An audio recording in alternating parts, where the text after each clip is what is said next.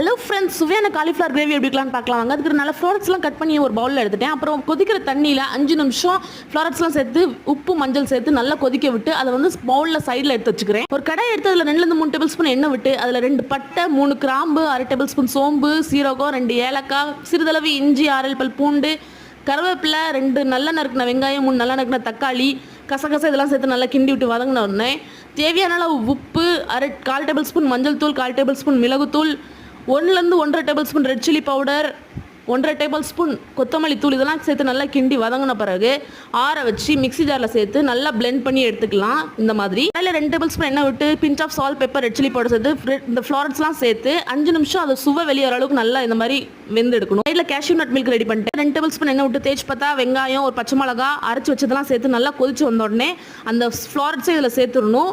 சேர்த்து கடைசியில் cashew nut milk, கொத்தமல்லி எல்லாம் இது தூவி அவ்வளோதாங்க நம்மளோட ரெசிபி.